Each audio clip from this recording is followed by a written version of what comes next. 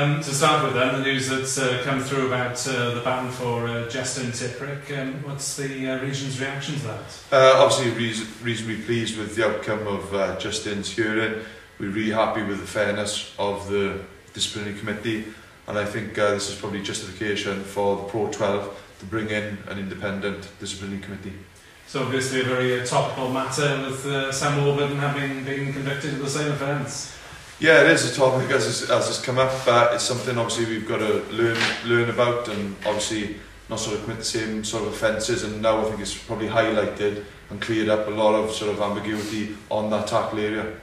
Do you think it's the right sort of ruling that people do need to be more careful in safety terms of how they tackle? I think obviously safety. You don't want sort of people sort of landing on their neck and head, but I think it is something that just needs to be cleared up on, so players actually know the ins and outs of the law and make sure they are sort of clean enough in what they're doing and understand sort of the repercussions of such tackles.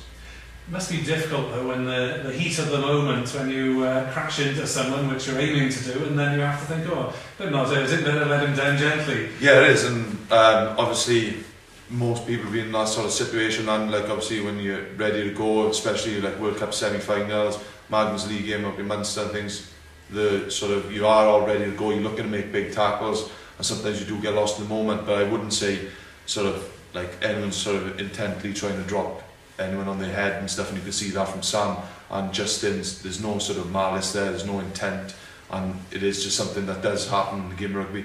I suppose it's with players being bulked up more than ever these days, and coming up maybe against the odd little guy who's left in the game. Yeah, it is, and yeah, like you can see the pictures of Sam and Tips, and like you know how hard they work week to week, and sort of like obviously the strict diets and the way trainings goes. They are real powerful athletes at this minute in time, whereas years gone by they probably wouldn't have been as highly tuned, and we wouldn't see so many of those tackles sort of thing. Looking at the matters in hand then, LV Cup, what did you make of your first outing down in Exeter? Yeah, look, personally I really enjoyed it. Obviously disappointed with the scoreboard, disappointed with some of the aspects of our game. We did take a young group down there, we've learned a lot from that. I think there were a lot of positive performances. You look at sort of Eli, Ben John in particular, you look at Tom Smith, there were sort of lots of positives to bring out of it, and it shows, I think, a lot of the boys where they need to be and need to where to go to consistently wear the Osprey jersey. Will you be choosing from a similar sort of group this weekend, or would you be looking to get a few more experienced guys back? We're probably looking in around the similar group, with probably bringing in a couple of additions, getting ready obviously for Glasgow, but obviously we're taking this game really seriously against Northampton. It'll be good opportunities for some young boys again, but obviously it'll be an opportunity for us to put a little bit of a better performance in. Any names you can give us who are coming back after resting last weekend? Probably looking at Ian Evans is going to probably start. There's probably one or two boys then going to feature off the bench later on in the game.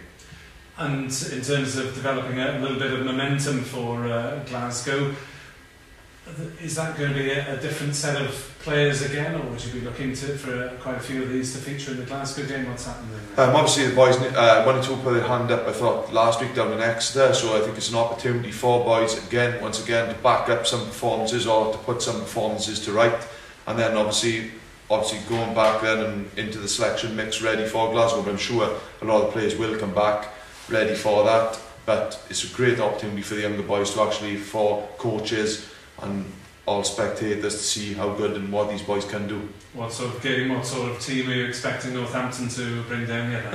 Well, obviously they had a decent team out last week, and hopefully they bring the best team they can possibly bring down, so then the boys can test themselves against quality players. It's going to be a great experience going down the brewery. We've had great support down there the last time we were down there. It's a good environment, and I think at the end of the day, the better the team Northampton send down, the more we learn from our players. And the fact that it's in the brewery field, nice to get across the region a bit more maybe? Yeah, it is great, and I think we learned from our last year. We went down there with the Wasps game, great support. Speaking to a lot of the players, they really enjoyed the environment as well. The supporters, like the Bridgend sort of town, come out, supported us, really helped us, and obviously winning the game against Wasps was really positive for us, and it just goes back to show great support. Bridgend are a major part of the region, and you only got to show there was 5 or 6 boys that represented Bridgend in the Premiership from last week. Plus there was even more so sort of pre-season, so Bridgend plays a massive part in the Osprey region. You've got the some of the World Cup players, I gather, coming into training this week, the Salmon guys and Chauncey O'Toole. Yeah, so obviously really exciting for the region to have those calibre players coming in, and obviously it'll be great for the younger boys as well as the senior boys coming in, and obviously it's more competition for places, which is great for us as a region.